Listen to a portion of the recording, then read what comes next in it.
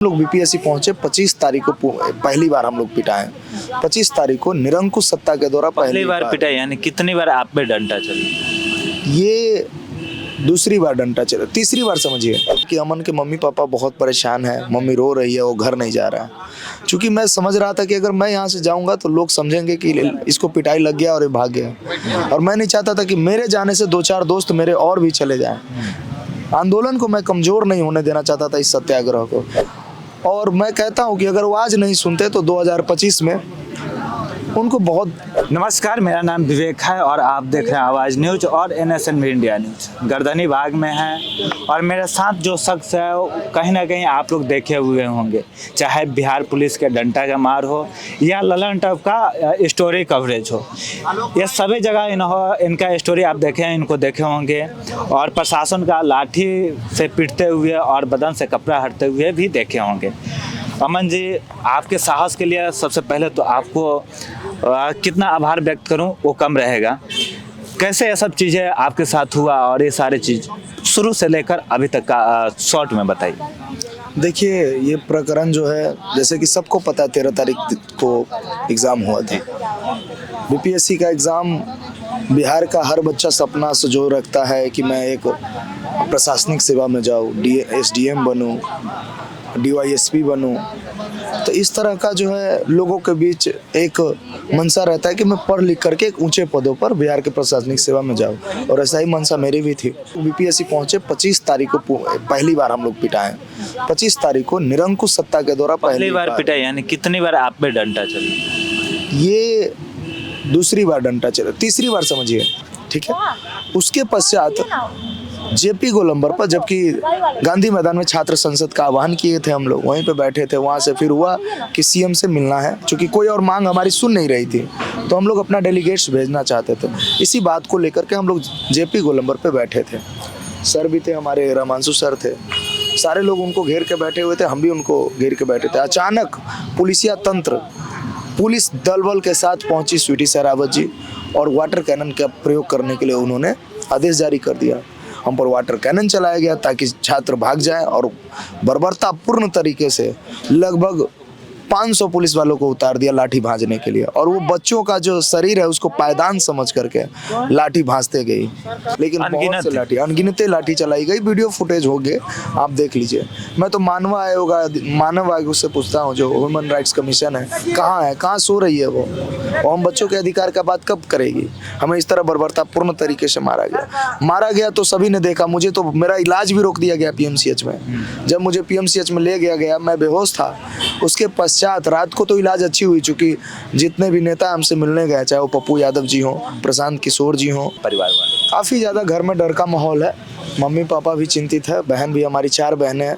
2 बहन का शादी नेपाल में हुआ है, 2 बहन का इंडिया। जैसे ही उनको पता चला कि हमारे, चूँकि हम घर नहीं जाने वाले थे, रजत भैया को कहीं से इंटेल मिला कि अमन के मम्मी पापा बहुत परेशान हैं, मम्मी रो रही है, वो घर नहीं जा रहा है। चूँकि मैं समझ रहा था कि अगर मैं यहाँ से जाऊँगा तो लोग समझेंगे कि इसको पिटाई लग गया और ये भाग गया, और मैं नहीं चाहता था कि मेरे जाने से 2-4 दोस्त मेरे और भी चले जाएं। आंदोलन को मैं कमज़ोर नहीं होने देना चाहता था, इस सत्याग्रह को। बात रही मम्मी का, तो मम्मी बहुत दुखी थी। फिर रजत भैया को पता चला, उन्होंने फ़ोन किया, अमन कहाँ हो, चलो हम तुम्हारे घर चलते हैं, कि हम ले चलते, तुमको मिलवा करके वापस लेके आएंगे। दिक्कत इस बात का है, हमारे पेरेंट्स हमें शिक्षा तो दिवा रहे हैं, लेकिन क्या हमें नौकरी होगी इसकी श्योरिटी वो हमें नहीं दे पाते, क्योंकि उनके पास डिसीजन मेकिंग की क्षमता नहीं है। ये डिसीजन मेकिंग की क्षमता उनके पास है जिनको हम वोट देते हैं, लेकिन वोट दे करके इस लोकतंत्र में जिनको हम अपना प्रतिनिधि बनाते हैं, अपना प्रतिनिधित्व सौंपते हैं, वही निरंकुश हो जाए तो यहाँ पर दुख होता है मन में कि आज हमने नीतीश कुमार को बल दिया है अपने वोटों के माध्यम से, और आज वो निरंकुश हो चुके हैं, बात तक नहीं करते हैं। तो कहीं ना कहीं ये दुख है, और मैं कहता हूँ कि अगर वो आज नहीं सुनते तो 2025 में उनको बहुत, बिहार की जो, मैं युवाओं से आपके चैनल के माध्यम से कहना चाहता हूँ, मेरे भाई, रिपोर्ट पढ़िए आप, और रिपोर्ट में ये है कि पूरे बिहार में 1.25 करोड़ युवा जो तैयारी करते हैं उसकी उम्र 18 से लेकर के 23 वर्ष है। अगर 1.25 करोड़ युवा एक तरफ हो जाए ना, तो इस निरंकुश शासन को मुंह तोड़ जवाब मिलेगा। और मैं तो चाहता हूं आप जिसे भी चुन लीजिए, लेकिन एक साथ 2025 में आ जाइए। अगर ये हमारे बात को नहीं मानते हैं तो उलट दीजिए ऐसे निरंकुश सत्ता को। कहीं ना कहीं जो ये एग्ज़ाम की वजह से लोग अभ्यर्थी खफा हैं, इसका असर सरकार पे पड़ेगा, क्योंकि न चाहते हुए भी लोग उनका विरोध करेंगे और उनसे हट के दूसरे जगह जाएंगे। बिल्कुल, मैं पर्सनली अपना ओपिनियन रखता हूँ कि मैं अब चुप बैठने वाला नहीं हूँ। री एग्ज़ाम अब हमारी मांग इससे ऊपर उठ चुकी है और मैं चुप रहने वाला नहीं हूँ। मैं तो आपको कहता हूँ कि अगर हमारी री एग्ज़ाम ही नहीं मानती है तो हम तो कहते हैं 2025 में हम छात्र रोड पर उतरेंगे और रोड पर उतरने के बाद भी हम अपनी मांग को बुलंद फिर से लाठी चार्ज होता है, फिर से आपके साथ कुछ होता भैया, है। मैं कह तो रहा हूँ, मैं अपनी मम्मी को इतना समझा के आया हूँ कि ये याद रखना कि अगर एक बेटा जाएगा ना तो सैकड़ों अमन आपके दरवाजा पे खड़ा हो जाएगा। कल शायद आप प्रशांत किशोर से मिले थे जी, अनशन तोड़ने की बात भी, ऐसा मतलब सोशल मीडिया से खबरें आई से आप लोगों ने रिक्वेस्ट किया से तोड़ दें, क्या उनका कहना था?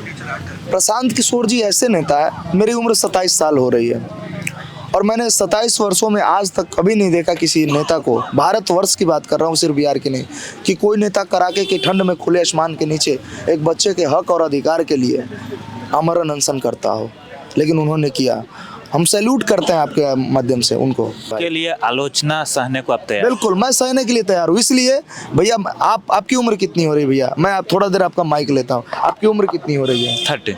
आपने कभी देखा है किसी नेता को ऐसे खुले आसमान के नीचे बच्चों के लिए हाँ, बैठते? ये मैं उनका कभी नहीं देखा। उनका साहस के लिए मैं भी काफ़ी रिपोर्टिंग किया और बताया से आज तक कोई ऐसा नेता नहीं हुआ जो खुले छत में और इतने दिन इतने कड़ाके की ठंडी में इतने जब ओस गिरे हैं फिर भी वहाँ से उठे नहीं, वो खुले में बैठे रहे, छात्रों के साथ बैठे रहे। बस इसी के लिए मैं उनका कायल हूँ और मैं कहता हूँ सैल्यूट है उन सर का।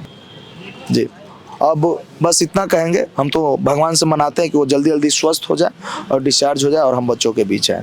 यह थे हमारे साथ अमन, जो सीतामढ़ी के रहने वाले हैं और पटना में तैयारी करते थे, और जिनका स्टोरी आप सभी ने देखा और अभी भी सुना से किस प्रकार से अपना स्ट्रगल बताया और किस प्रकार से अपनी मांगे सरकार के पास रख रहे हैं और किस प्रकार से अपने प्रशांत किशोर के लिए संवेदना भी प्रकट कर रहे हैं।